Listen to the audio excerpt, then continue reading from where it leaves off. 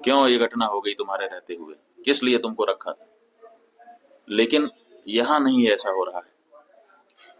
यहाँ जो है कहते तो हैं कि हम चौकीदार हैं, लेकिन चौकीदारी अगर की गई होती, आज चौकीदार अगर अपने काम में पक्का होता है तो उसके ऊपर आक्रमण करके उसको कोई मार दे, लेकिन फिर कहा जाता है कि इस चौकीदार ने अपना निभाया। यहाँ तो कुछ पता ही नहीं है, कोई लड़ा ही नहीं उनसे, किसी ने उनको रोकने की कोशिश ही कहीं नहीं की। वो आए, घटना की, आराम से चले गए, कहीं पर उनको कोई बाधा नहीं। कहाँ है चौकीदार? और चौकीदार के बारे में चर्चा ही नहीं हो रही है। अब कह रहे हैं हम उनको सबक सिखा देंगे, हम ये कर देंगे, हम वो कर देंगे।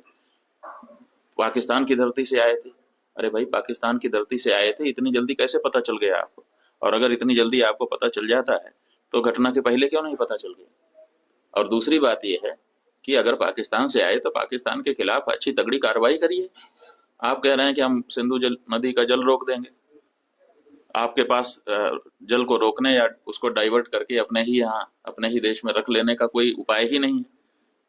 हमने विशेषज्ञों से पूछा कि अगर हम सिंधु नदी का जल पाकिस्तान में जाने से रोकना चाहते हैं तो हमारे पास क्या व्यवस्था है। उन्होंने कहा हमारे पास कोई व्यवस्था नहीं है। अगर हम आज से शुरू करें कि ऐसी व्यवस्था हम बना ले तो पैसा कितना लगेगा वो तो अभी पूछिए ही मत। अगर पैसा पर्याप्त दे दिया जाए, पैसे के कारण एक दिन भी काम ना रुके, तब भी 20 साल लगेगा, तब हम सिंधु नदी का जल रोक पाएंगे। तो ऐसी परिस्थिति में हम ये कह दे रहे हैं कि हम सिंधु नदी का जल रोक लेंगे। और टेलीविजन के एंकर हमने सुना, वो कह रहे थे बूंद बूंद के लिए तरसेगा पाकिस्तान, एक गिलास शुद्ध पानी नहीं मिल पाएगा, खेती नष्ट हो जाएगी, बिजली नष्ट हो जाएगी, ये हो जाएगा, वो हो जाएगा। गजब बता रहे थे, ऐसा लग रहा था कि जैसे प्यास तो लग ही गई पाकिस्तान को। और इधर विशेषज्ञ बता रहे हैं कि हमारे पास पानी को रोक लेने का कोई उपाय ही नहीं। तो ये जो बातें हैं ये समझ से बाहर है। हमारा ये कहना है कि घटना बहुत बड़ी हुई है, इससे बहुत सारी शिक्षा समझ लेने की आवश्यकता है, सबक लेने की आवश्यकता है। और सबसे पहले जिन लोगों से ये चूक हुई है उनको चिन्हित करने की आवश्यकता है और उनको दंडित करने की आवश्यकता है। उसके बाद अगर कोई बाहरी है तो उसके ऊपर भी प्रहार करना चाहिए। आप लोग पाकिस्तान पाकिस्तान कह रहे हो, पता नहीं कौन सी जांच एजेंसी है आपकी कि आप लोग जांच कर लेते हो और तुरंत कह देते हो पाकिस्तान। पाकिस्तान की बॉर्डर से ये जो जगह है ना, सैकड़ों किलोमीटर दूर है। सैकड़ों किलोमीटर इतने बड़े बड़े हथियार लेकर के इतने सारे लोग कैसे चले आते हैं और फिर कैसे घटना करते हैं और कैसे चले जाते हैं, इसका जवाब आप लोगों में से कोई नहीं दे रहा है। सब लोग कह रहे हैं पाकिस्तान।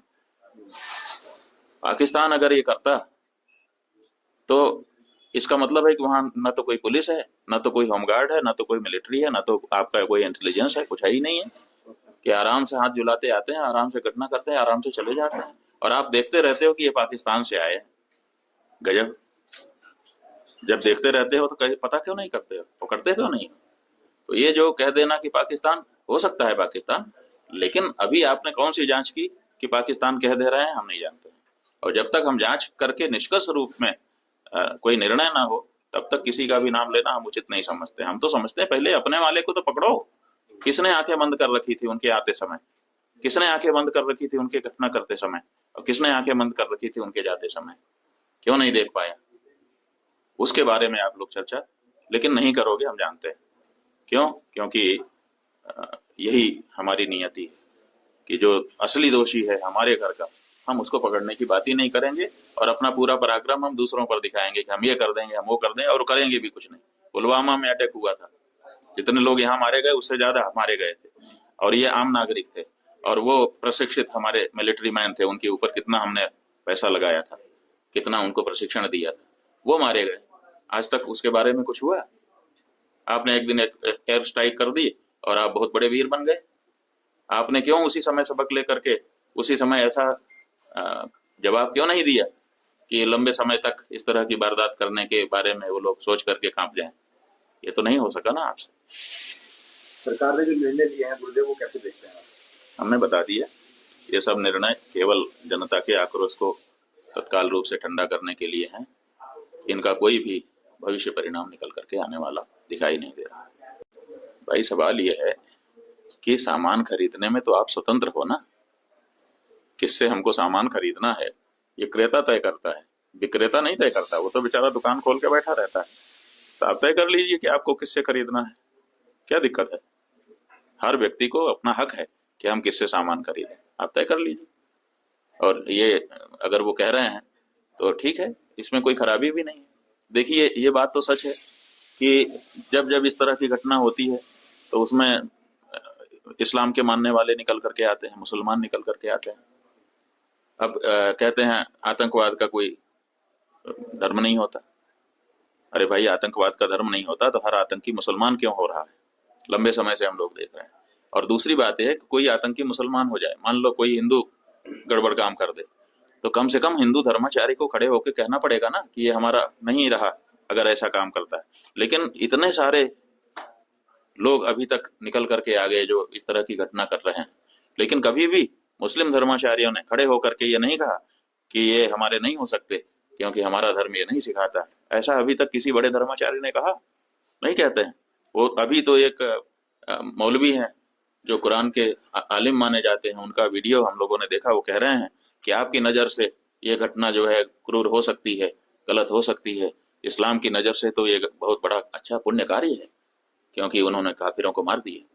तो जब इस्लाम इस तरह की शिक्षा दे रहा है, इस तरह की शिक्षा देने वाले धर्म को हम क्यों अपने देश में प्रमोट कर रहे हैं? जो हमको मारने की शिक्षा दे रहा है हम उसको कह रहे हैं कि स्वागत है। ये कैसा कैसा हमारा व्यवहार है?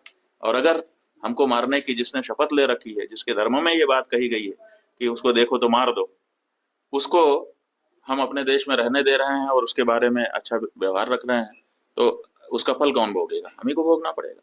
इसलिए हमको इस बारे में सचेष्ट रहना पड़ेगा। या तो इस्लाम के लोग वो जो उनके धर्म की बात है उसको खारिज करें कि नहीं, हम इसको हटा रहे हैं अपने धर्म ग्रंथ से, ताकि हमारे इस्लाम से जुड़ा हुआ व्यक्ति इस तरह की पंक्ति को पढ़ करके इस तरह की घटना कभी ना करे, तब तो ठीक है। अन्यथा जब तक उनके धर्म ग्रंथ में इस तरह की बात लिखी हुई है और उसको पढ़ाया लिखाया जा रहा है, उनके बच्चों को सिखाया समझाया जा रहा है, तब तक हम उनको कैसे अपने साथ रहने देना चाहते हैं और कैसे उनके साथ अच्छा व्यवहार करना चाहते हैं, इस बारे में विचार करना पड़ेगा।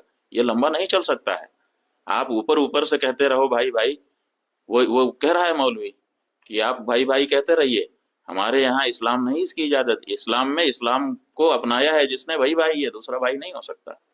हम क्यों उनको जबरदस्ती अपना भाई कह रहे हैं जब वो हमको मारने के लिए अपने धर्म ग्रंथ में पंक्ति पढ़ करके बैठे हुए हैं?